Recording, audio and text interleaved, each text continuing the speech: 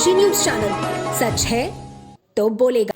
वाराणसी के चौबेपुर थाना क्षेत्र के छितौना गांव में राजभर परिवार पर हुए जानलेवा हमले के बाद न्याय की मांग को लेकर पीड़ित परिवार ने वाराणसी के शास्त्री घाट पर अनिश्चितकालीन धरना शुरू कर दिया है। धरने का आज दूसरा दिन है और पूरे गांव में लोग, महिलाएं व बच्चों समेत इस आंदोलन में शामिल हैं।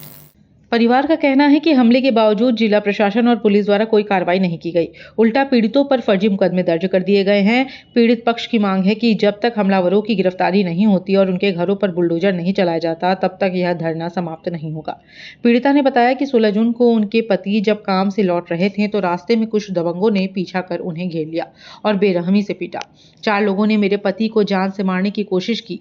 जब तक गाँव की एक बुजुर्ग महिला नहीं पहुंची तब तक उन्हें मरा हुआ समझकर छोड़ दिया गया। पीड़िता का कहना है कि इलाज के लिए वे पहले जालूपुरा फिर चांदपुर चौकी गई, लेकिन हर जगह से टाल मटोल किया गया। आखिरकार चौबेपुर थाने में मामला दर्ज कराया गया, लेकिन पुलिस ने मेडिकल को भी गंभीरता से नहीं लिया।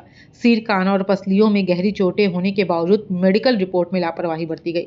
धरने में अब गांव की महिलाएं, बुजुर्ग और बच्चे भी शामिल हो गए हैं।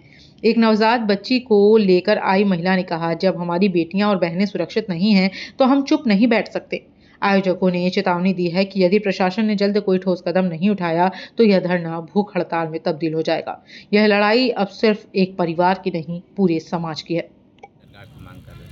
देखिए, आज हम लोग इस धरना के दूसरे दिन पे पूरे गांव के लोग, पूरे परिवार को लोग यहाँ इकट्ठा हुए हैं और हम सबकी ये मांग है सरकार से कि पहली चूँकि प्राथमिकता है जो पीड़ित परिवार है, जो घायल लोग हैं, उनको तुरंत सरकारी खर्चे पे इलाज इनका कराया जाए, क्योंकि ये परिवार बहुत गरीब है, दर बदर भटक रहा है। और दूसरा हमारा मांग है, चूँकि लगातार पूरा परिवार डरा हुआ है, परिवार के अलग अलग सदस्य अलग अलग जगहों पे भटक रहे हैं, तो हमारी ये मांग है कि तत्काल परिवार के लोगों को सुरक्षा मुहैया कराया जाए, वहाँ पे PSC लगाया जाए या जो भी पुलिस प्रशासन सुरक्षा की व्यवस्था कर सकती है, क्योंकि लोग डरे हुए हैं। इनको फिर आशंका है कि किसी तरह का हमला हो सकता है, क्योंकि वहाँ पे लोग जो है बराबर चढ़ाई कर रहे हैं, बराबर घेराबंदी कर रहे हैं, इससे परिवार बिल्कुल डरा हुआ है। और जो हमारी अगली मांग है, क्योंकि आप देखेंगे FIR में जो पीड़ित परिवार है उसके खिलाफ और भी गंभीर जो है धाराओं में मुकदमा कर दिया जा रहा है, और जो आरोपी है वो घूम रहा है, और जो सारे आरोपियों को आपने गिरफ्तार नहीं किया है। तो ये हमारी मांग है कि आप जो फर्जी मुकदमे इस परिवार के ऊपर दायर कर रहे हैं, उस फर्जी मुकदमों को वापस लीजिए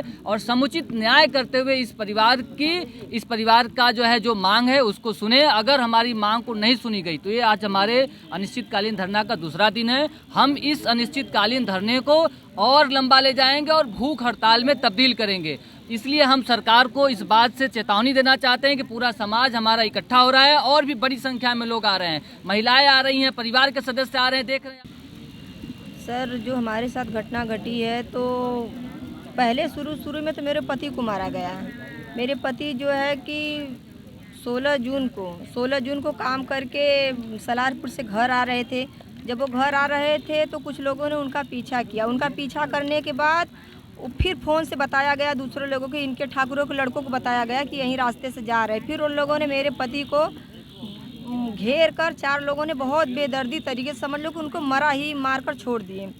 मारने के बाद उन लोगों के एक दादी आई, वो दादी के आने के बाद जब उन लोगों ने कुछ आवाज़ सुनी तो वहाँ से भागे। जो वहाँ के भैया लोग थे, मेरे पति को ले जाकर इलाज करवाएं। वहाँ से इलाज करवाने के बाद सब लोगों ने बताया कि इनको ले जाकर आप थाने पे इनका FIR करवा दो। तो मैं उसी समय रोती बिलखती अपने परिवार को लेकर जालूपुर चौकी पे गई। वहाँ जाने के बाद पता चला कि नहीं, तुम यहाँ मत जाओ। फिर जब वहाँ से मुझे कुछ नहीं मिला तो मैं और निराश हो गई कि इस कंडीशन में मेरे पति है, उनकी जान कभी भी जा सकती थी। सरकार, प्रशासन मेरा कोई मदद नहीं कर रहा है। फिर